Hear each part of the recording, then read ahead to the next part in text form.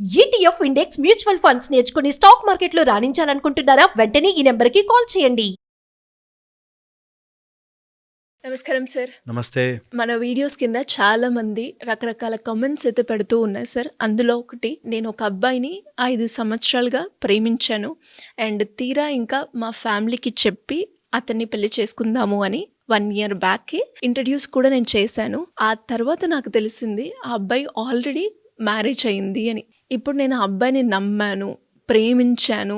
ఇప్పుడు నేను ఏం చేయాలో నాకు అర్థం కావట్లేదు అని, దీనికి నేను ఎలా ముందుకు రావాలి, ఎలా ఓవర్కమ్ చేయాలి అని అడిగింది సార్. ఏం చెప్పొచ్చు? ఎంత కాంప్లికేటెడ్ కదా. ఎంత మనసులో ఎంత ప్రేమించి ఉంటే అట్లా 5 సంవత్సరాలు 5 సంవత్సరాలు ప్రేమించి అండ్ వాడు ఎంత తెలివిగా మేనేజ్ చేసి ఉంటే, అంటే తెలియకుండా పెళ్ళైనా కూడా ఎంత అంటే ఇంటెన్షన్ ఈజ్ రాంగ్. అంటే కొంతమంది వాంటెడ్గా శారీరకంగా కోసమే, కొంతమంది అసలు ఏమాత్రం మనసు అయ్యో పాపం తప్పు, ఇది రైట్ తప్పు అనే ఆలోచన లేకుండా దే జస్ట్ చీట్ చేయడానికి ఉంటారు. నాకు తెలిసిన వాళ్ళు కూడా ఇట్లాగే డబ్బులు కావాల్సినంతసేపు డబ్బులు కావాలి, మీ ఇంట్లో డబ్బులు కావాలి తీసుకురా, నాకు ఆ మాత్రం హెల్ప్ చేయవా, అవసరం ఉంది డబ్బు తెచ్చుకోవడం. అండ్ ఎప్పుడు ఛాన్స్ దొరికితే అప్పుడు, ఎంతసేపు ఛాన్స్ దొరికితే అంతసేపు బయటకు తిప్పాలి, పార్కులు తిప్పాలి, ఫిజికల్గా చేయాలి, ఎంజాయ్ చేయాలి, ఇంతే ఉంటుంది. కానీ ఒక లైఫ్ గోల్, ఒక పర్పస్, నాకంటూ ఒక జీవితం, నాకంటూ ఒక కెరియర్, ఒక ఫ్యామిలీ, ఈ టైప్లో ఆలోచించరు.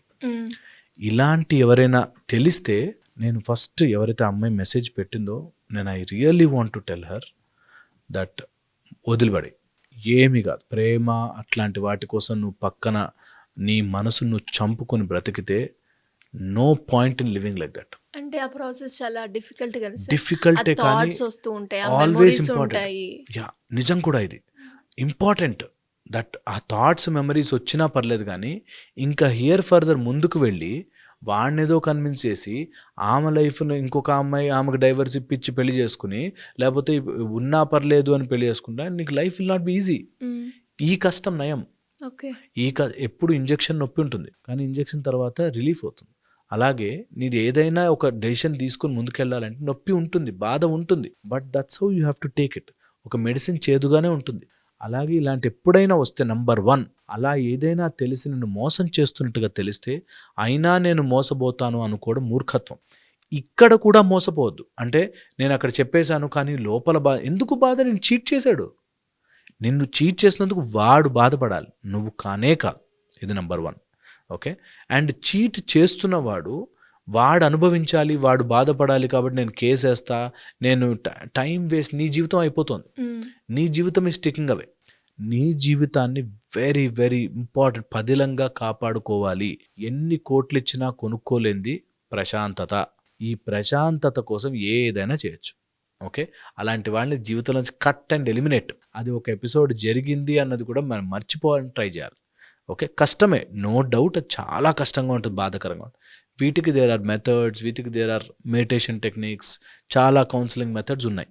ఫస్ట్ అండ్ ఫార్మోస్ట్ థింగ్, నాకు ఇలా జరిగింది, జరగకుండా ఉంటే బాగుండు, అతను వెనక్కి వస్తే బాగుండు. మా దగ్గరకు వచ్చేవాళ్ళు కూడా అంతే, వాడు ఆల్రెడీ మ్యారేజ్ అయిపోయింది, ఇంక 2 పిల్లలు ఉన్నారు, కానీ ఏదైనా చేసి మా దగ్గరకు వచ్చేటట్టు చేయండి సార్, ఏదైనా చేసి ఇప్పటికన్నా మారతాడా సార్, ఇప్పటికైనా నన్ను అర్థం చేసుకుంటాడు. నిన్ను ఇంకా అర్థం చేసుకుని నువ్వు చేసినా కూడా 1 రోజు 2 రోజులు తర్వాత మళ్ళీ బుద్ధి అలాగే ఉంటుంది కదా. సో అందుకని వెరీ ఇంపార్టెంట్. అట్లాంటి వాళ్ళని, ఇంకా మ్యారేజ్ కాలేదు కాబట్టి వారు లక్కీ. కొంతమంది చేసుకుని 2-3 మ్యారేజ్లు చేసుకునే వాళ్ళు కూడా ఉన్నారు. అందుకోసం చాలా విజిలెంట్గా ఉండి, ఇట్లాంటి అమ్మయ్య నీకు చాలా మంచి జరిగింది 5 ఏళ్ళలోనే వదులుకొట్టుకోవాలి. నంబర్ 1. సెకండ్ వచ్చేసి, ఒకవేళ కనుక ఇట్లాంటి వాడు మన లైఫ్లో ఉన్నారంటే, నిజంగా ఆ కొంచెం ఎంక్వైరీ, ఆ కొంచెం నేను ఎవరితో తిరుగుతున్నాను, ఎవరితో మాట్లాడుతున్నాను, ఎవరిని ప్రేమించాను, వాడు ఏం చెప్తే అది ఎట్లా నేను బ్లైండ్గా నమ్మాను అనే ఒక కామన్ ఇష్యూ ఉండాలి. ఏది చెప్తే అది నమ్ముతారు తెలుసా. కొంతమంది అమ్మాయిలు అయితే, నాకు తెలుసు ఇలా పెద్ద బిజినెస్లో పెట్టాను, ఆ బిజినెస్లో డబ్బులు పోయాయి, తీసుకురా బుజ్జి, ప్లీజ్ బుజ్జి అంటే వాడు ఆమె ఇంట్లోంచి వాళ్ళ నాన్న లాకర్ నుంచి డబ్బులు తీసుకొచ్చి ఇచ్చేది. నగంటే వాళ్ళ అమ్మ నగ తీసుకొచ్చి ఇచ్చేది. వాళ్ళ అమ్మ నిద్రపోతే మెడలోంచి బంగారం చైన్ కట్ చేసి తీసుకొచ్చి, సొంత కూతురు అలా చేస్తుందని ఎవరైనా ఎక్స్పెక్ట్ చేస్తారా? ఎందుకు అంటే వాడి కోసమని. ఇన్ని చేశానండి, నన్ను మోసం చేశాడండి వాడు, అమ్మా నాన్నల దగ్గర అబద్ధం ఆడానండి వాడి కోసం అమ్మా నాన్నని మోసం చేశానండి వాడి కోసం, అట్లాంటి వాడు మోసం చేశాడు. ఎంత బాధేస్తుందంటే చాలా చాలా మన దగ్గరకు వచ్చినప్పుడు ఏం చెప్తాం, కూర్చోమ్మా తపస్సు చేసుకో, పూజ చేసుకో, ఇంకా వదిలిపెట్టేసి మర్చిపో అని చెప్తాం. ఎంత ఇంపార్టెంట్ అంటే వాళ్ళు క్షమించుకోలేరు. ఖచ్చితంగా అక్కడ వాళ్ళని లాస్ అయిపోతారు. లాస్ అయిపోయి అయ్యో నేను అమ్మా నాన్నని మోసం చేశాను రా వీడి కోసం, వీడు ఎలా చీట్ చేశాడని చెప్పి. అండ్ అలాంటి దుర్మార్గులు ఉన్నారు. అందుకే జాగ్రత్త పడండి. అమ్మాయిల్లో ఉన్నారు, అబ్బాయిల్లో ఉన్నారు. వీళ్ళు మోసం చేయడమే టెండెన్సీ. నేను వీళ్ళని ఎలా చూస్తాను తెలుసా, కొంతమంది బండికి సైలెన్సర్ పెట్టుకోకుండా టప్ టప్ టప్ టప్ టప్ సౌండ్ వస్తున్నా బండి యూజ్ చేస్తుంటారు సార్. వాడు పక్కన ఇరిటేట్ చేయడానికే, దానివల్ల వాడికి ఏం సుఖం ఉండదు, అయినా చేస్తారు. అలాగా ఇలాంటి వాళ్ళు పక్కన వాళ్ళని నాశనము చేయడానికి, వాడి కోరికలు తీర్చుకోవడానికి ఎవడు ఎటుపోయినా సరే అనేటట్టుగా ఉంటారు. సో అలాంటి వాళ్ళతో చాలా జాగ్రత్తగా ఉండాలి. అండ్ నాకు తెలిసి కోర్ట్స్లో, లీగల్ సిస్టంలో స్ట్రాంగ్ పనిష్మెంట్స్ రావాలి. ఇలా చీట్ చేసినట్టు దొరికితే మాత్రం స్ట్రాంగ్ పనిష్మెంట్స్ రావాలి. వరస్ట్ పార్ట్ ఏంటంటే ఇలాంటి వాళ్ళకి సపోర్ట్ చేయడానికి చాలామంది వెయిట్ చేస్తుంటారు. వాళ్ళకి సపోర్ట్ చేసి వాళ్ళ దగ్గర డబ్బులు, వీళ్ళ దగ్గర డబ్బులు గుంజి చాలా ఇబ్బందులు పడతారు. సో అందుకని ఇలా ఎప్పుడైనా సిచ్యువేషన్ ఫేస్ చేస్తే, 1 ఎమోషనల్గా కట్ దెమ్ ఆఫ్. 2 నువ్వు you should never feel guilty. అరే నేను ఇలా చేశానే అనే గిల్టీనెస్లోకి వెళ్ళొద్దు. ఎందుకు అంటే తెలియక ఒక నిజం అనుకుని చేసాం. తెలియని తప్పుకి మనం ఇంకెవరేం చేయాలి. ఒక అమ్మాయి నాకు ఇప్పుడు తెలుసు, విజయవాడలో ఉంటారు వాళ్ళు అక్కడి నుంచి నా దగ్గరకు వచ్చారు. అమ్మాయి ఇంట్లోంచి డబ్బులు వేస్తే కాలేజ్ ఫీజు కూడా కట్టకుండా, ఇక్కడ హాస్టల్లో ఉంటుంది, కాలేజ్ ఫీజు, హాస్టల్ ఫీజు కూడా కట్టకుండా అన్నీ వాడికి ఇచ్చేది.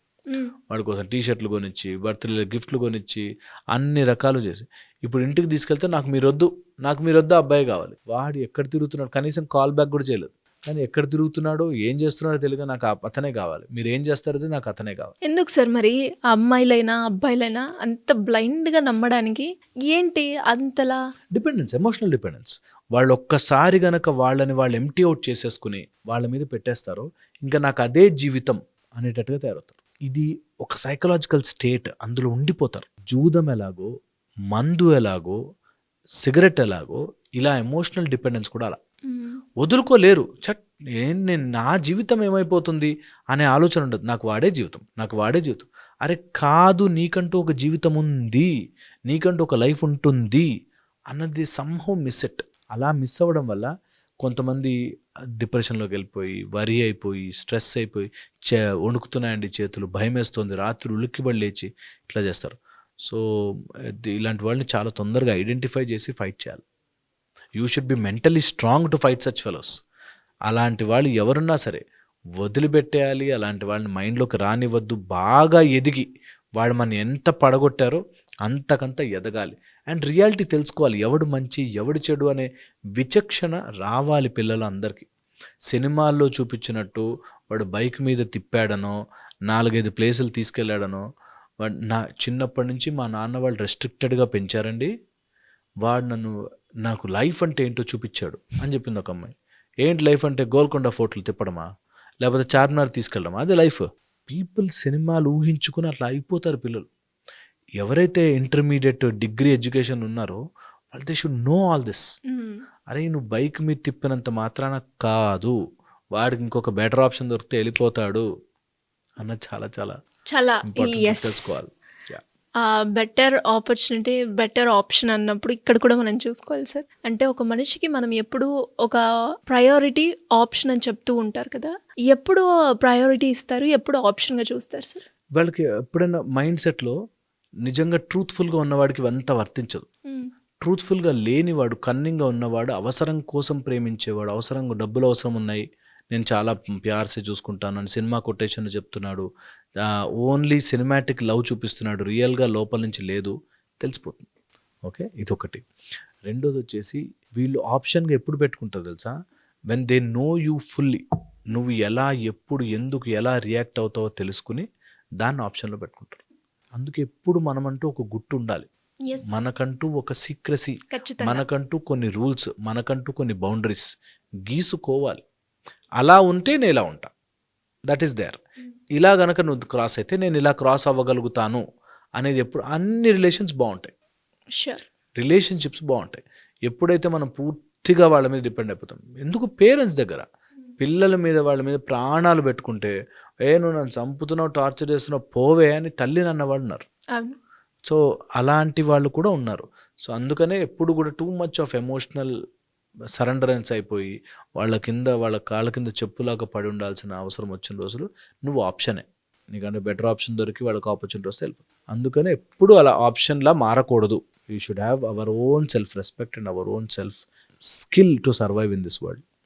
Thank you sir, thank you so much.